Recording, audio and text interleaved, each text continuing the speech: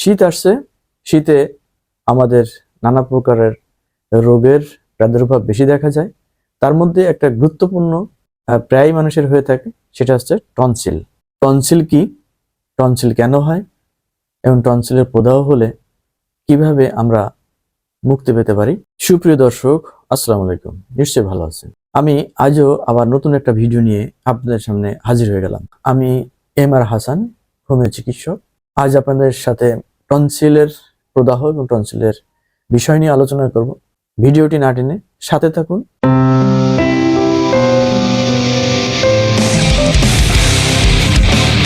Tonsil কি? Tonsil হচ্ছে গলার দুই পাশে ছোট ছোট গ্রন্থি, লিম্ফ গ্রন্থি যেটা বলে, সংক্রমণ থেকে রক্ষা করার জন্য এই টনসিল প্রতিরোধ সৃষ্টি করে। বিশেষ করে শীতকালে এই টনসিলের প্রবলেমটা বেশি দেখা যায় এবং এটা প্রথম অবস্থায় যদি আমরা সচেতন না হয় তাহলে এটা বড় আকার ধারণ করে সুপারির মতো হয়ে যায় এবং পরে সেটা পেকে ফেটে পুঁজ হতে পারে এবং ক্যান্সার পর্যন্ত হতে পারে।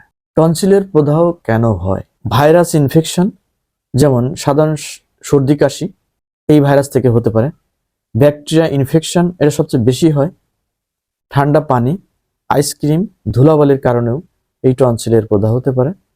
আবার যাদের অ্যালার্জি এবং বারবার ঠান্ডা লাগা সমস্যা আছে তাদেরও এই সমস্যা হতে পারে। সহজভাবে বললে ভাইরাস বা ব্যাকটেরিয়ার সংক্রমণ টনসিল প্রদাহের প্রধান কারণ। উপসর্গ বা লক্ষণ কি কি? গলা ফুলে যায়, গলা ব্যথা করে, লাল হয়। দর্শক, হোমিওপ্যাথিকে এই টনসিলের ভালো চিকিৎসা আছে। কয়েকটি ওষুধ লক্ষণ ভেদে আমি আপনাদের সামনে বলবো। আপনারা লক্ষণ দেখে খান এবং ভালো দোকান থেকে, বিশ্বস্ত দোকান থেকে ওষুধ কিনবেন এবং সেবন করবেন। দেখবেন যে আপনি দ্রুত সুস্থ হয়ে যাবেন। অবহেলা মোটেই করবেন না।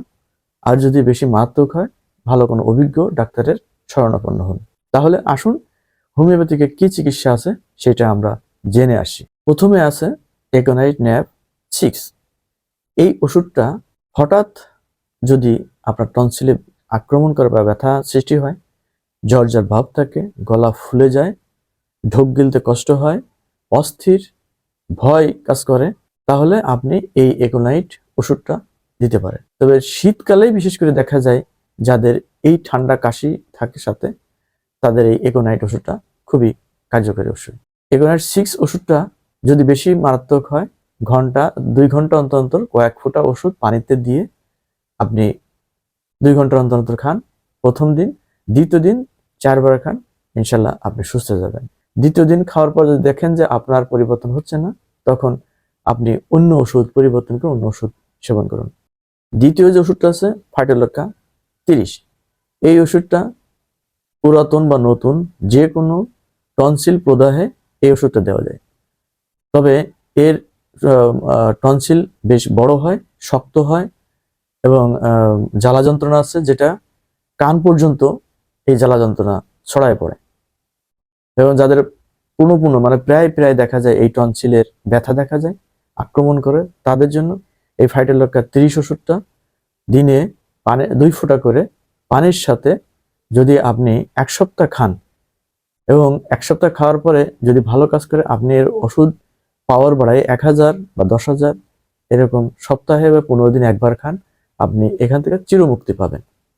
তৃতীয় যে ওষুধটা হিপার সালফার 200, এই রোগীরা বদরাগী হয়ে থাকে, শীত কাতর, মানে শীত সহ্য করতে পারে না এবং এদের টনসিল প্রদাহ হয়, প্রচুর ব্যথা, স্পর্শকাতর ব্যথা এবং কিছু খেতে পারে না, ঢোক গিলতে পারে না।